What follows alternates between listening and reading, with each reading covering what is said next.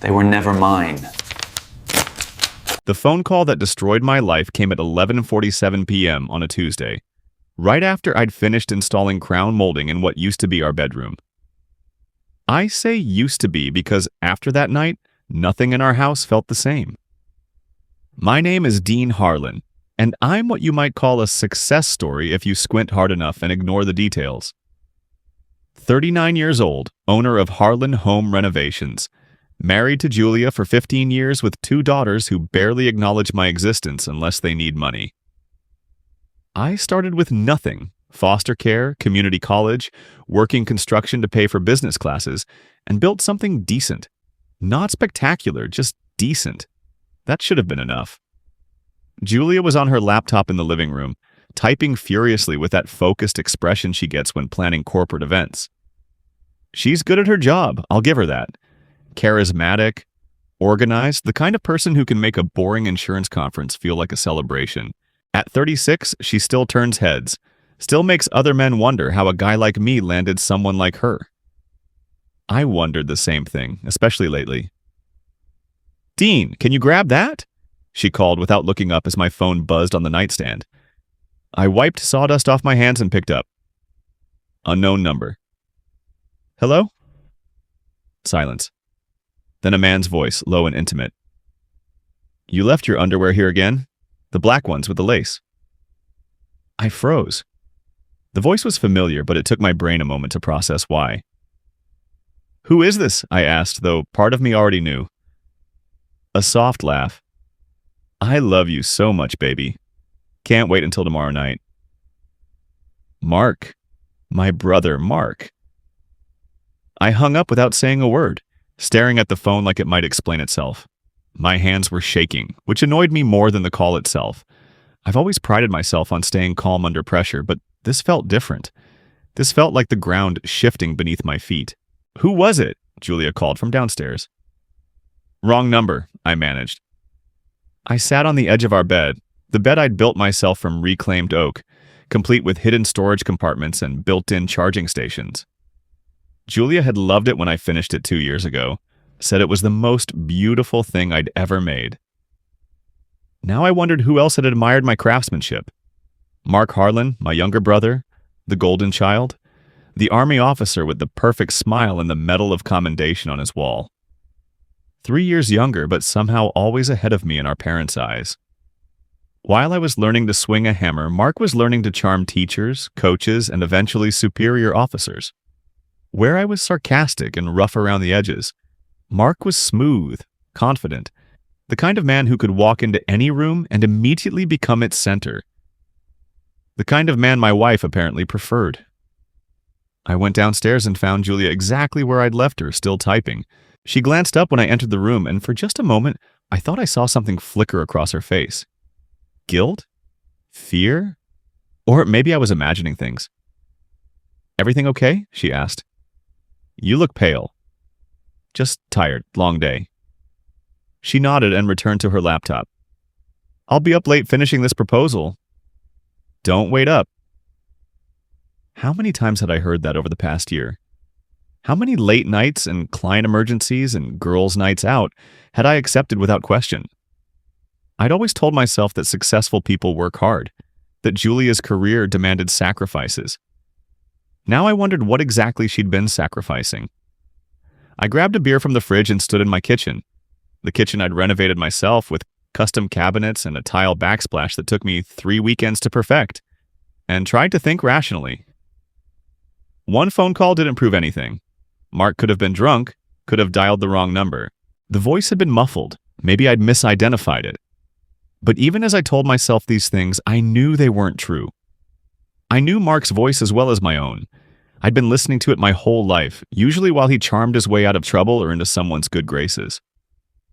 My phone buzzed with a text from my best friend Troy. "Poker Thursday? Jimmy's bringing his famous chili." Troy LeDuc, ex-cop turned private investigator, the only person who'd stuck by me through everything. We'd met in community college, 2 guys who didn't quite fit anywhere else, and somehow that had been enough to build a friendship on. If anyone would know what to do about this situation, it would be Troy. I typed back, "Can't wait, need to talk to you about something." "Everything all right?"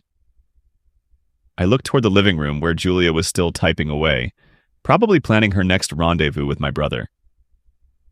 "Not sure yet. Thursday." I finished my beer and went back upstairs, but I didn't go to bed.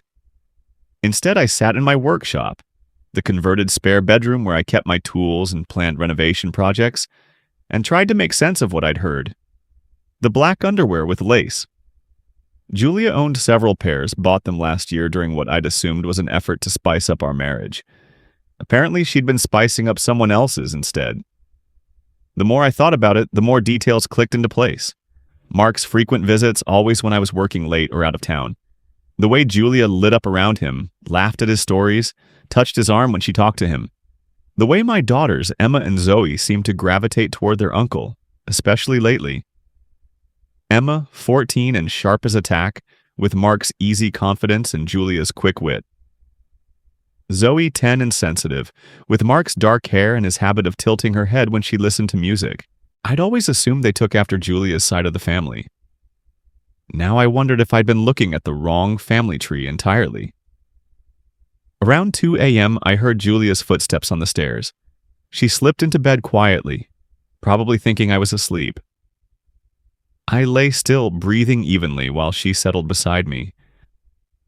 She smelled like her usual perfume, but underneath it was something else. Something that might have been guilt, or might have been my imagination. "Dean?" she whispered. I didn't answer.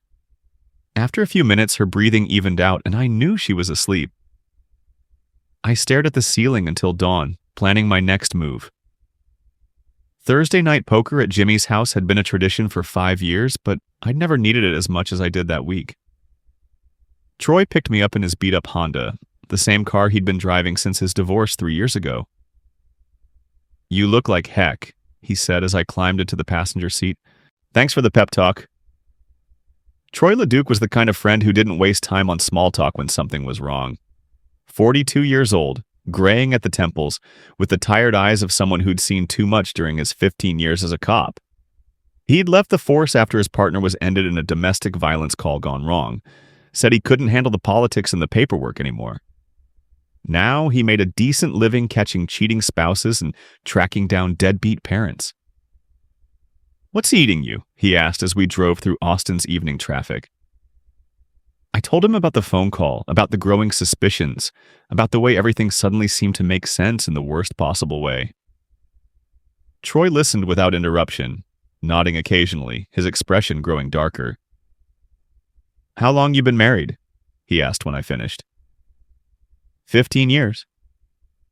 "Kids?" 2 girls, Emma's 14, Zoe's 10. Troy was quiet for a long moment. "You want me to look into it?" "Can you do that? Officially, I mean?" "Nothing official about it. Just a friend helping a friend figure out if his world is falling apart." We pulled into Jimmy's driveway, but neither of us moved to get out. The house was lit up, and I could see the other guys through the front window, already dealing cards and talking trash.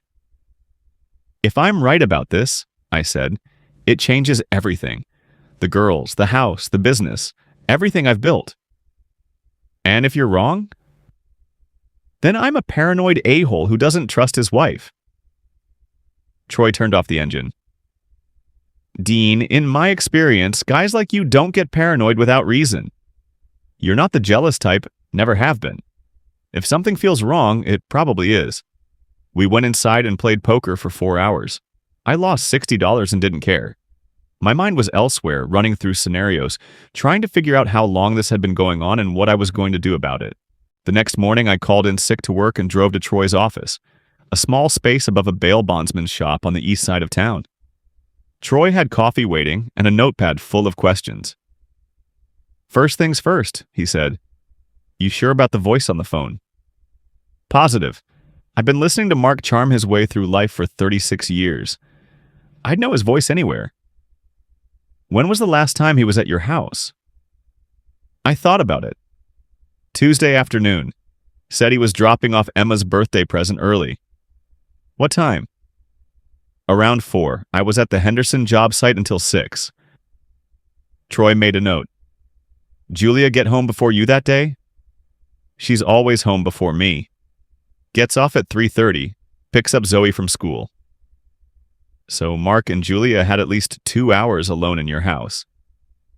The thought made my stomach turn. Yeah. Okay, here's what we're going to do. I'm going to run some surveillance, see if I can catch them together. But first, I want you to look around your house. Check for things that seem out of place, evidence they might have left behind. Like what? Extra phones, receipts, messages. Cheaters get sloppy when they think they're safe. I spent that weekend playing detective in my own home. Julia was at a work retreat in San Antonio, so I had the house to myself while the girls visited their grandmother. I started in our bedroom, going through drawers and closets like a stranger. In Julia's jewelry box, behind a tangle of necklaces I'd given her for various anniversaries, I found a small flip phone. Not her regular iPhone, but a cheap prepaid model. I turned it on and scrolled through the messages. My hands were shaking again by the time I finished reading. The messages went back 6 months, maybe longer. Detailed, explicit, leaving no doubt about what was happening between my wife and my brother. But it wasn't just the physical betrayal that cut deep. It was the intimacy, the way they talked about me. Dean's working late again. Sometimes I think he loves those houses more than his own family. He doesn't deserve you, never has. The girls asked why Daddy's always grumpy. I didn't know what to tell them. Soon, baby. We just need to figure out the right way to handle this. I sat on my bedroom floor, surrounded by the evidence of my wife's affair with my brother, and felt something cold and hard settle in my chest. Not just anger, though there was plenty of that. This was something more calculating, more patient. I took pictures of every message, then put the phone back exactly where I'd found it. Monday morning, I called Troy. I found it, I said. All of it. How bad? Bad enough. Can you meet me for lunch? We met at a diner on South Lamar, one of those places that serves breakfast all day and doesn't ask questions if you look like you haven't slept in a week. I showed Troy the photos I'd taken of the messages. He scrolled through them slowly, his expression growing darker. Jesus, Dean, I'm sorry. How long do you think this has been going on? Based on these messages, at least 6 months, probably longer. They're talking about you and the girls like they've been planning this for a while. Planning what? Troy looked up from the phone. Leaving you. Look at this message from 3 weeks ago. He showed me a text from Mark. Found a house in Cedar Park. 3 bedrooms, big backyard for the girls. We could be a real family. And Julia's response? I can't wait. Dean will never see it coming.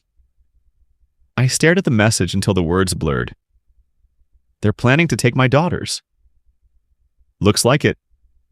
Emma and Zoe. They're planning to take my girls and play house. Troy reached across the table and grabbed my wrist. Dean, look at me. We're going to figure this out, okay? But you need to stay calm. Don't do anything stupid. Define stupid. Don't confront them yet. Don't let on that you know. We need more information first. What kind of information? Troy was quiet for a moment, then, Dean, I need to ask you something, and I need you to think carefully before you answer. What? How sure are you that those girls are yours? The question hit me like a punch to the gut. I opened my mouth to answer, then closed it. Emma, with her dark hair and confident smile. Zoe, with her musical talent and her way of charming everyone she met. Both traits that ran in Mark's family, not mine. I don't know, I said finally. God help me, I don't know anymore. The DNA testing clinic was in a strip mall between a nail salon and a tax preparation office, the kind of place that specialized in discretion and quick results. Troy had arranged everything, using his investigator credentials to expedite the process. You sure you want to know? He asked as we sat in his car outside the clinic. I looked at the manila envelope in my hands, the one containing hair samples I'd collected from Emma's and Zoe's brushes. I've been living a lie for God knows how long. I need to know how deep it goes. The technician was a middle-aged woman with kind eyes who didn't ask questions when Troy explained we needed paternity tests for a custody case. She took my saliva sample and the hair samples, promised results within 48 hours. Those were the longest 2 days of my life. I went through the motions, worked on the Patterson kitchen renovation, had dinner with Julia and the girls, helped Zoe with her math homework, listened to Emma complain about her English teacher. Normal family life, except nothing felt normal anymore. Julia seemed nervous, distracted. She kept checking her phone, jumping when it rang. Mark hadn't been by the house since I'd found the messages, which probably meant they were meeting somewhere else. Wednesday night, Julia announced she was going out with her friend Sienna.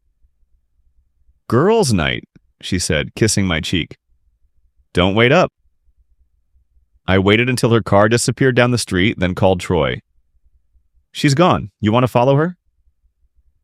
"Already on it. I've been watching her office all week. She met Mark at the Marriott downtown yesterday afternoon. Stayed for 2 hours." The Marriott.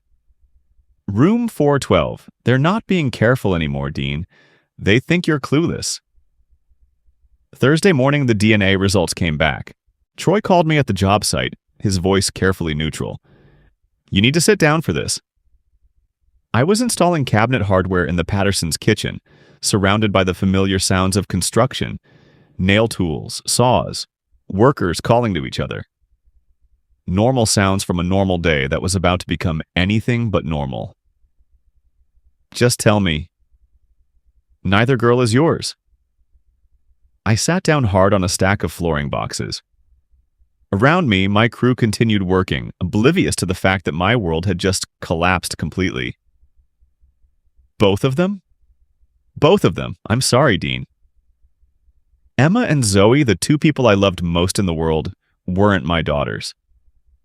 For 14 and 10 years, respectively, I'd been raising my brother's children, paying for their food and clothes and school supplies and dance lessons and soccer camps, while he and my wife laughed at me behind my back. "Dean, you still there?" "Yeah, I'm here." "What do you want to do?" I looked around the kitchen I was renovating, at the careful craftsmanship, the attention to detail, the pride I took in building something beautiful and lasting. Then I thought about my own life, my own family, and how it had all been built on lies. "I want to tear it all down," I said. That evening, I sat at my kitchen table with a beer and a notepad, making lists. Julia was upstairs with the girls, helping them with homework, playing the role of devoted mother. The same role she'd been playing for years while planning to destroy everything I'd worked for. My phone rang. Mark's name appeared on the screen. I answered on the third ring. "Hey, little brother." "Dean, how's it going?" His voice was cheerful, casual, the same tone he'd used our whole lives when he wanted something, or was covering up something he'd done wrong. I wondered how many conversations we'd had where he was sleeping with my wife and raising my supposed daughters. "Can't complain. What's up?" "Just calling to check in. Haven't seen you guys in a few days." "Yeah, work's been crazy. You know how it is." "Sure do. Hey, is Julia around? I wanted to ask her about Emma's birthday party."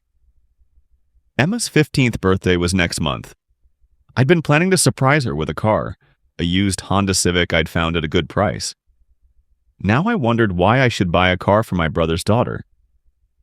"She's busy with the girls. I can have her call you back." "No worries. I'll catch up with her later." I'll bet you will, I thought. After I hung up, I went upstairs and found Julia reading to Zoe in her bedroom. Emma was in her own room, door closed, probably on her phone. A normal family evening, except for the DNA results burning a hole in my back pocket. Mark called. I said from the doorway, "Something about Emma's party." Julia looked up quickly, and I caught that flicker of guilt again. "Oh, I'll call him back later." "No rush." I watched her finish the story, watched her kiss Zoe goodnight, watched her tuck my brother's daughter into the bed I'd built in the room I'd painted. Then I followed her downstairs. "We need to talk," I said. She was loading the dishwasher, her back to me. "About what?" "About us, about our marriage." Her shoulders tensed. Dean, if this is about me working late, it's not about work. She turned around, and for the first time in months, I had her full attention. Then what? I could have confronted her right then. Could have laid out the phone messages, the DNA results, the hotel receipts Troy had found. Could have watched her face as her carefully constructed lies fell apart. Instead, I smiled. I've been thinking we should take a vacation, just the two of us. Maybe that bed and breakfast in Fredericksburg you're always talking about. The relief on her face was almost comical. That sounds wonderful. Good. I'll make reservations. But I wasn't planning a romantic getaway. I was planning something else entirely. The next 2 weeks were a masterclass in acting. I played the role of the devoted husband trying to save his marriage, while Julia played the guilty wife relieved that her secret was still safe. Meanwhile, Troy and I planned something that would expose both her and Mark in the most public, humiliating way possible. You sure about this? Troy asked as we sat in his office, surrounded by surveillance photos and printed text messages. Once you pull this trigger, there's no going back. They've been planning to destroy my life for months. Turnabout's fair play. The plan was simple but devastating. Mark was scheduled to speak at a military appreciation dinner at the Austin Country Club the following Saturday. 200 people, including his commanding officers, local politicians, and half the social elite of Austin. Julia was coordinating the event through her company. What they didn't know was that I'd volunteered to handle the audio-visual setup. You've got everything? Troy asked. I patted the laptop bag beside my chair. Screenshots of every message, photos of hotel receipts, copies of the DNA results, all ready to go. And the timing? Mark's speech starts at 8. I'll be running the slideshow from the back of the room. Instead of his military service photos, the audience gets to see his text messages with my wife. Troy shook his head. Remind me never to get on your bad side. Just make sure you're there with a camera. I want to document every second of this. That Saturday, I arrived at the country club 3 hours early to set up the equipment. The event coordinator, a nervous young woman named Ashley, showed me to the audiovisual booth.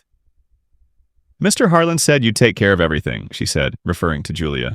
The slideshow is on this flash drive, and the speech starts at 8 sharp.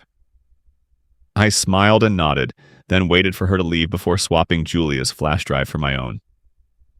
The dinner began at 6:30. I watched from the back of the room as Austin's finest filed in, dressed in their evening best, ready to honor local military heroes.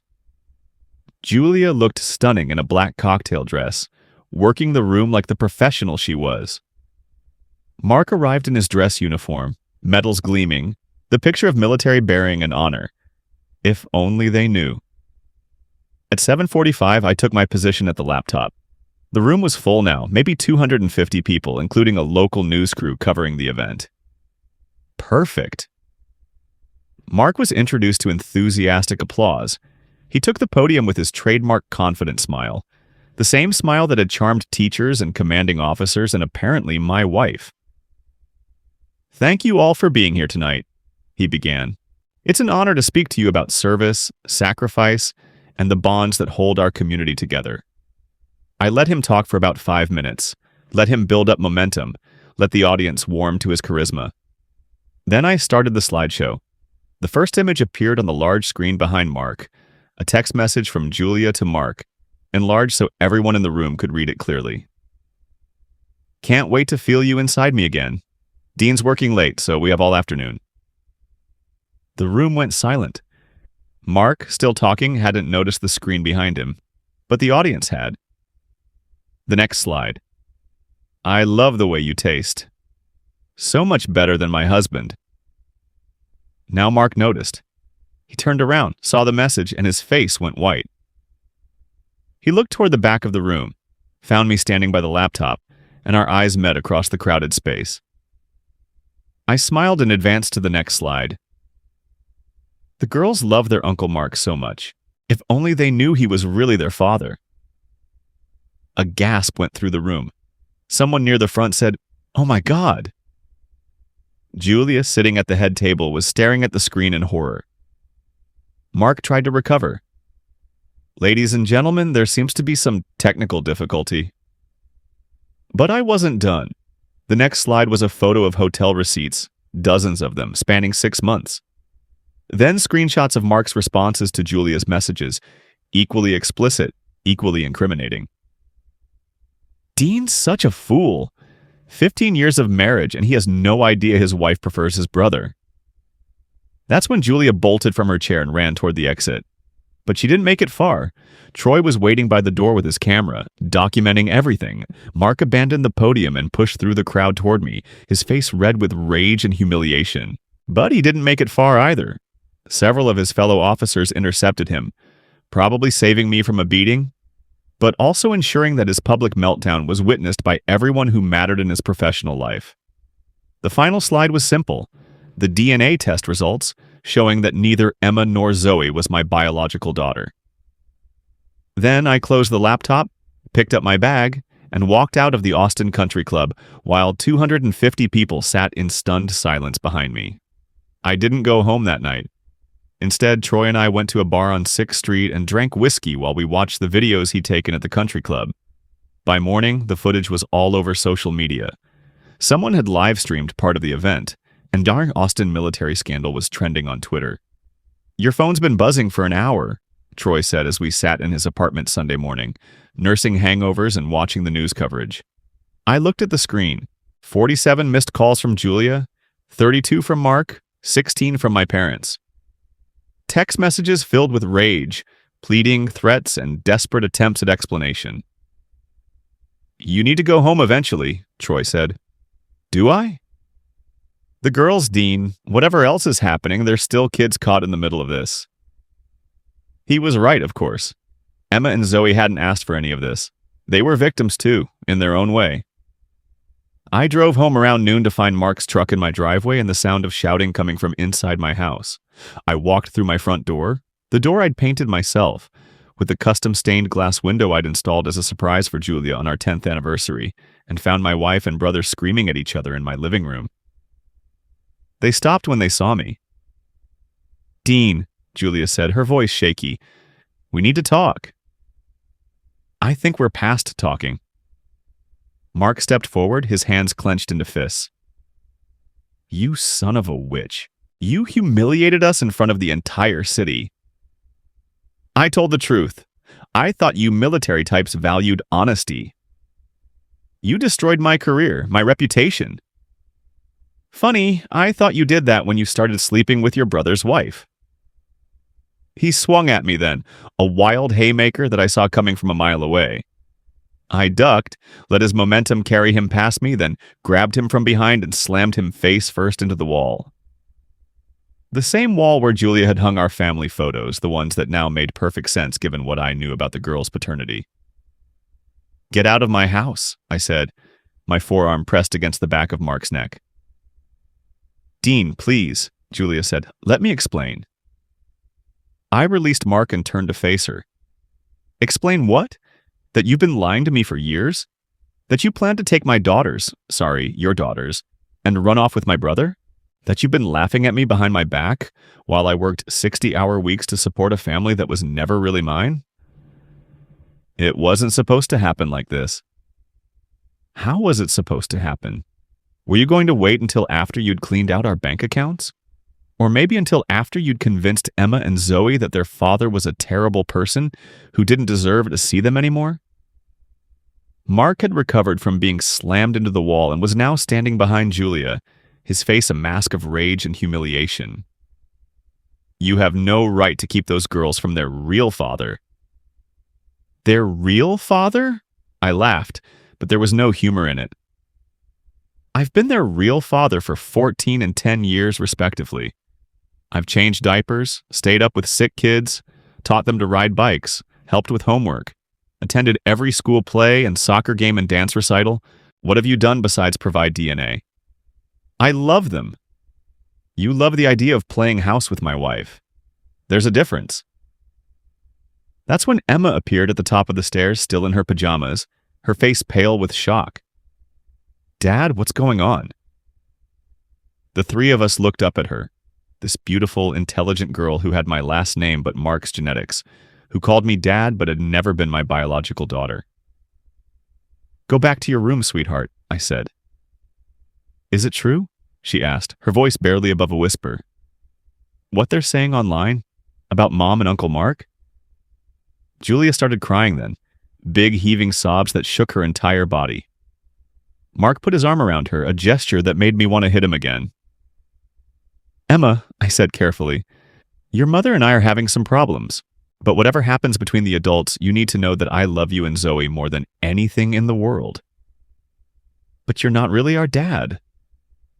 The words hit me like a physical blow. "I'm the only dad you've ever known. That has to count for something." She stared at me for a long moment, then turned and ran back to her room. A few seconds later, I heard her door slam. "Look what you've done," Mark said. "You've traumatized those kids." "I've traumatized them?" The rage that had been building for weeks finally boiled over. I'm not the one who's been lying to them their entire lives. I'm not the one who was planning to uproot their lives so I could play happy family with someone else's wife. "She's not someone else's wife," Mark shot back. "She's mine. She's always been mine. You were just keeping her warm." I hit him then, a straight right to the jaw that sent him stumbling backward into the coffee table. He recovered quickly, military training, and came at me with a combination that caught me in the ribs and the side of the head. We went down together, rolling around on the living room floor like teenagers, throwing wild punches and trying to get leverage. Julia was screaming at us to stop, and somewhere upstairs I could hear Zoe crying. The fight ended when Troy burst through the front door and separated us. "Enough! Both of you, enough!" Mark and I stood on opposite sides of the room, breathing hard, red smears on our faces. My lip was split, and Mark's left eye was already starting to swell. "This is how you want to handle this?" Troy asked. "In front of the kids?" He was right, of course, but I was beyond caring about proper behavior or setting good examples. "Get them out of my house," I said. "Dean," Julia tried again, "we can work this out. We can go to counseling, figure out what's best for everyone." "What's best for everyone is for you and your boyfriend to get out of my house and stay out. You can't keep us from the girls." Watch me. The next few months were a blur of lawyers, court hearings, and custody battles that made no sense given the biological realities. Julia filed for divorce and demanded alimony, child support, and joint custody. Mark, meanwhile, was dealing with his own problems, a military investigation into his conduct, and the very real possibility of being discharged. My lawyer, a sharp woman named Patricia Chen, laid out the situation bluntly. "Legally, you're still the girl's father," she explained during our first meeting. "Your name is on their birth certificates. You've been supporting them their entire lives. And there's no indication that you knew about the paternity issue when they were born. So I have rights? You have rights. But Julia has rights too. And if Mark establishes paternity, he could potentially seek visitation or even custody. Over my dead body." Patricia gave me a look. "Dean, I understand you're angry. You have every right to be. But you need to think about what's best for Emma and Zoe. They're the innocent parties here." She was right, but it didn't make the situation any easier. The girls were staying with me during the week and with Julia on weekends, a temporary arrangement that satisfied no one. Emma had become sullen and withdrawn, barely speaking to me except when necessary. Zoe seemed confused and sad, asking questions I couldn't answer without making things worse. "Why can't we all just live together like before?" she asked one night as I tucked her into bed. "Because sometimes grown-ups make mistakes that hurt people," I said. "But no matter what happens, you need to know that I love you and Emma very much. Even though we're not really your daughters." The question broke my heart. "Zoe, listen to me. I've been your dad since the day you were born. That doesn't change just because of some stupid DNA test." But even as I said it, I wondered if it was true. Every time I looked at the girls now, I saw Mark's features, Mark's mannerisms. Emma had his stubborn streak, his way of arguing until he wore you down.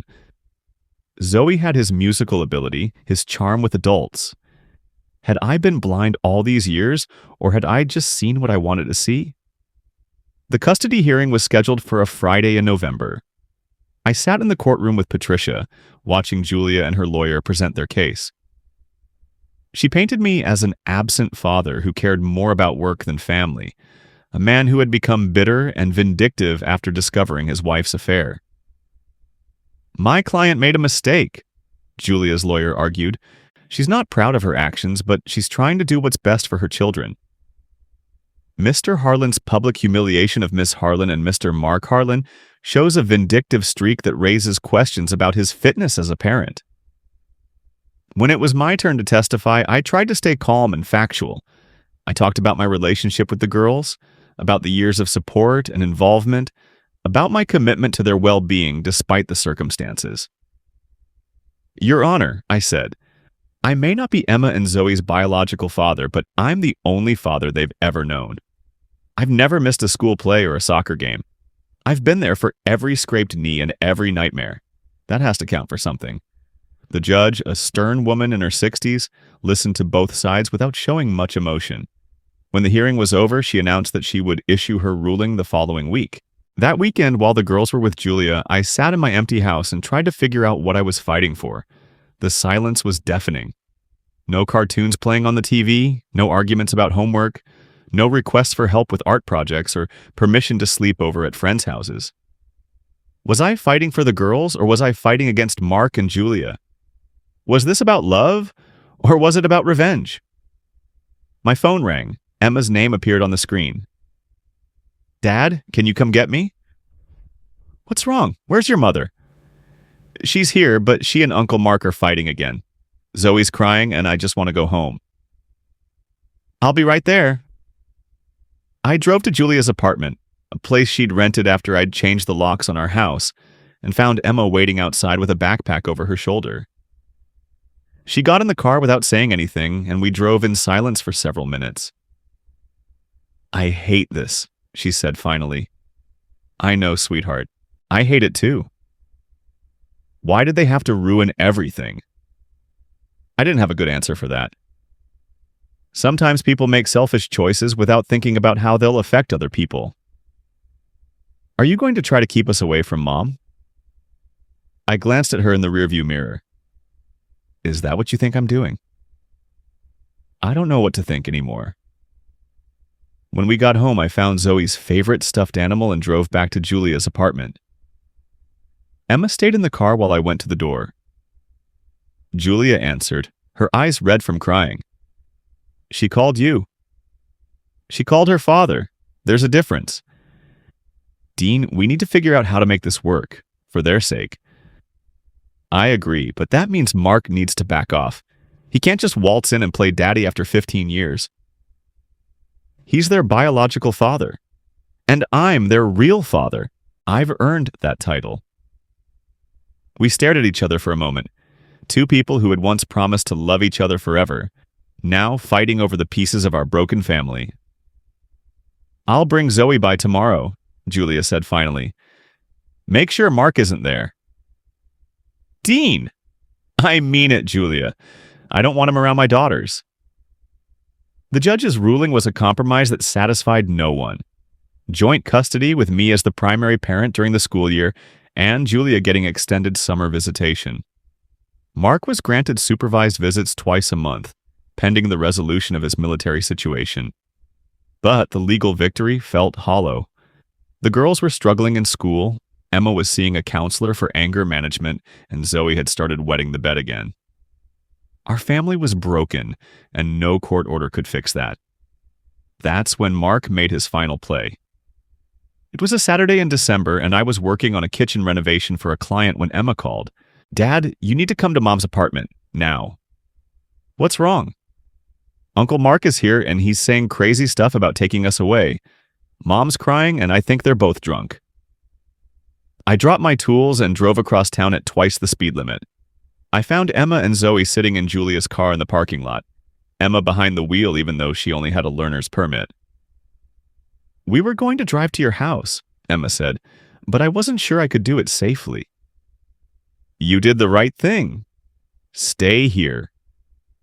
I went up to Julia's second-floor apartment and found the door unlocked. Inside, I could hear Mark's voice, loud and slurred. You promised me, Julia. You said we'd be a family. I know, but it's complicated now. The custody arrangement. Screw the custody arrangement. Those are my kids. I walked into the living room and found them on the couch, an empty bottle of wine on the coffee table between them. Mark was still in his civilian clothes. He'd been discharged from the army the week before, and Julia looked like she'd been crying for hours. Girls called me, I said. They're scared. Mark looked up at me with tired, red-rimmed eyes. This is all your fault. How do you figure? If you just accepted the situation, worked with us, we could have figured something out. But you had to be vindictive, had to destroy my career. You destroyed your own career when you started sleeping with your brother's wife. He stood up unsteadily. I love her. I love those girls. More than you ever could. Love isn't about biology, Mark. It's about showing up. It's about being there when things get hard. You've never done that. I'm going to take them, he said.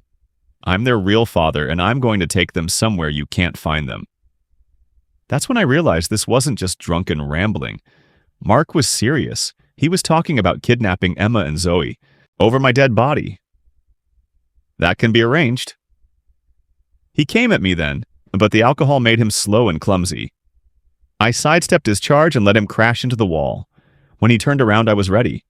The fight was brief but vicious. Mark was bigger and had military training, but I was sober, and I was fighting for my daughters. I caught him with an uppercut that snapped his head back, then followed with a combination to the body that doubled him over. He went down hard, his head hitting the corner of the coffee table with a sickening thud. For a moment, the apartment was silent except for Julia's sobbing. Mark lay motionless on the floor, a dark stain spreading beneath his head. Oh, God, Julia whispered. Is he dead? I knelt beside him and checked for a pulse. It was there, weak but steady. He's alive. Call emergency. Dean, I'm sorry. I'm so sorry about all of this. I looked at her. This woman I'd loved for 15 years, who had given me 2 daughters and then taken them away, who had destroyed our family for a fantasy that was never going to work. It's too late for sorry, I said. The paramedics arrived 10 minutes later, followed by the police. Mark was unconscious but stable, and I was arrested for assault. I spent the night in jail, but Patricia had me out on bail by Monday morning. Self-defense, she explained as we walked out of the courthouse. Julia confirmed that he threatened to kidnap the girls, and Emma's testimony about the phone call will support your version of events. What happens now? Now we wait. But Dean, you need to prepare yourself for the possibility that this isn't over. Mark's not going to give up easily. But I was wrong about that. Mark did give up, just not in the way I expected. 3 days after the fight at Julia's apartment, Mark left town. No goodbye, no forwarding address, just gone.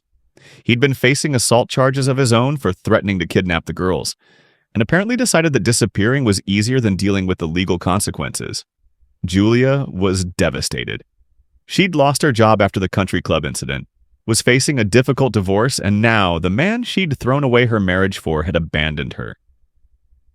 He said he loved me, she told me during one of our court-mandated mediation sessions. He said we were going to be a family. Mark's always been good at saying what people want to hear, I replied. It's following through that he struggles with. With Mark gone, the custody situation became simpler. Julia would get her court-ordered visitation, but the girls would live with me full-time. It wasn't the outcome anyone had planned for, but it was the one that made the most sense. Emma and Zoe took the news differently. Emma seemed relieved that the adult drama was finally over, while Zoe was sad that her Uncle Mark had left without saying goodbye. Will we ever see him again? She asked one night as I was reading her a bedtime story. I don't know, sweetheart. Maybe someday. Do you think he really loved us? It was a hard question to answer honestly. I think he loved the idea of having a family, but loving an idea isn't the same as loving real people. You love us for real, though, right? More than anything in the world. And I meant it. Despite everything, the lies, the betrayal, the DNA tests, Emma and Zoe were my daughters in every way that mattered. I'd raised them, supported them, been there for every important moment of their lives. That wasn't going to change because of some test results. The divorce was finalized in March. Julia got the house. I didn't want it anymore, too many bad memories. And I got primary custody of the girls. We sold the renovation business and split the proceeds, and I used my half to buy a smaller house in a better school district. Julia moved back in with her parents and started seeing a therapist. She got a job with a different event planning company and began the slow process of rebuilding her life. Our interactions were cordial but distant, focused entirely on the girls' needs. "I know you'll never forgive me," she said during one of our custody exchanges. "But I want you to know that I'm grateful for everything you've done for Emma and Zoe, for being the father they needed." "They're good kids," I said.